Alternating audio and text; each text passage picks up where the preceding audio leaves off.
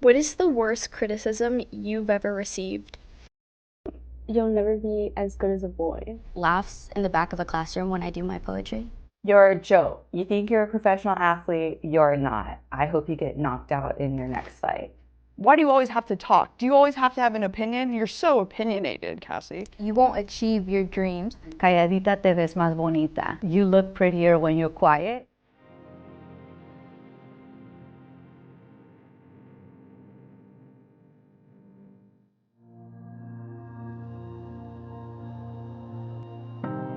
My name is Isabel Trujillo. I'm 18 years old. I would say I've been criticized by some of my family members. Growing up, I've always been criticized for my weight. Also just my style kind of being tomboyish. I just remember my tias always telling my mom oh, that those toys are for boys. Why are you buying her that? Just constantly criticizing, and it really got to me at one point. I would refuse to eat. I would lock myself in my room. I became really depressed and sad. My name is Samantha Rios, and I'm a poet, artist. I write a lot of poetry about my personal experiences as a poet. My poems are put on TikTok and on different social media platforms. There have definitely been times where I scroll through that comment section and there are just guys in there hating. Growing up, a lot of my insecurities were kind of told to me by guys. Growing up, I did live in a larger body when I was little, and there were boys that really thought they had place to tell me, "You're fat as hell. Your forehead is way too big." So I think comments about that has really stuck with me, especially as a girl. I'm JC Beltrami, and I'm 17 years old. Some of my hobbies are dancing, writing, and I'm into fashion. I've been criticized mostly from my family. I always had at least a group of boys always hating on me. They made a fake profile with my name, and they put my face on fake bodies of porn stars. They would comment on my TikToks oh, ho, slut. They ended up commenting on my mom's TikTok and then sent her the pictures of my face on these porn stars. So back then I didn't really have a good relationship with my mom. I don't live with my mom. So she showed me the profile, and then she was like who's doing this? And then she started crying because I thought she was crying because she felt bad for me. No, she was crying because I was kind of embarrassing her. She was basically scared for her reputation, not mine.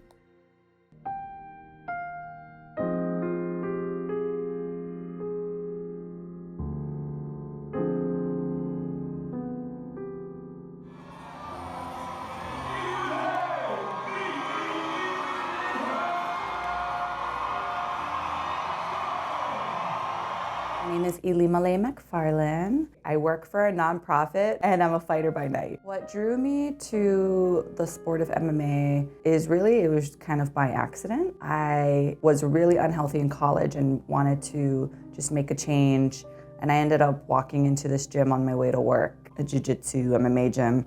I literally just wanted to lose weight, and it ended up blossoming into a career. Criticism of women, especially in my field, I definitely see it 100%. I don't think I've ever seen any post on social media about a female fighter that didn't have some kind of negative comment. I'm way out of your league, look at you, I'm way hotter. You only made it to where you are because of me. I would say the most hurtful was when people would criticize or question my character. That to me was extremely personal. I'll stand by my character any day. I feel like I am a very integral person. I don't care if people attack my fighting ability or my looks or anything like that. And that's why this last fight was wild, because I've never experienced that kind of pressure or breakdowns before. I was literally crying every single day at training, and it was so sad.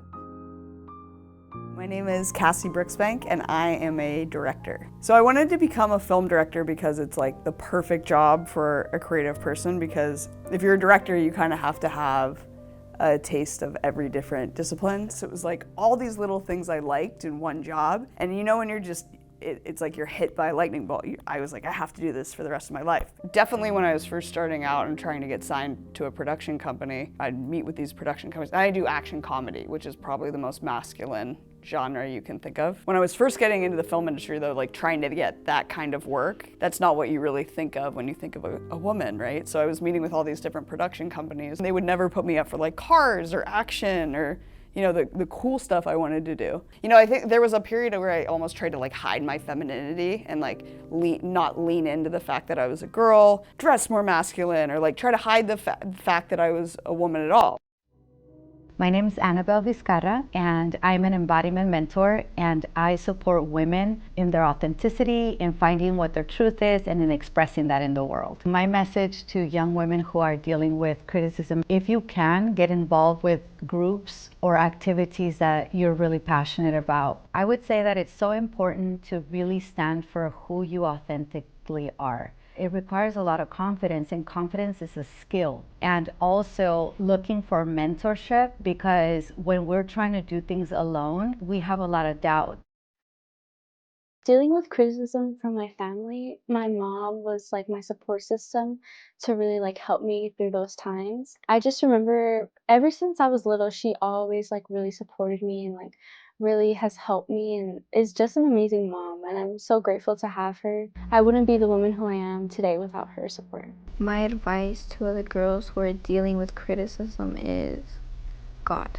Even just talking to yourself in your room, like just letting it out, venting it out, telling yourself, I'll be okay. This won't matter in like 20 years. So I think time is also your best friend. I was first introduced to poetry by my teacher. It made me realize that my voice mattered. At the time that I was in, my voice really felt like it didn't.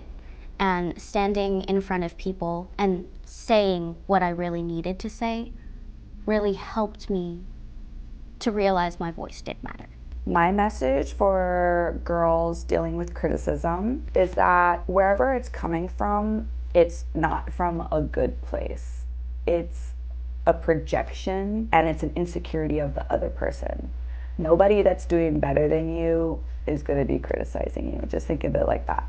Your confidence is everything. Telling yourself every day, like, I am enough. You can tell yourself it's okay. Hey, like, had a bad day today, we'll work on this tomorrow. I think it's just like getting in the habit of talking to yourself in a way that's like building yourself up and surrounding yourself with friends and mentors that build yourself up.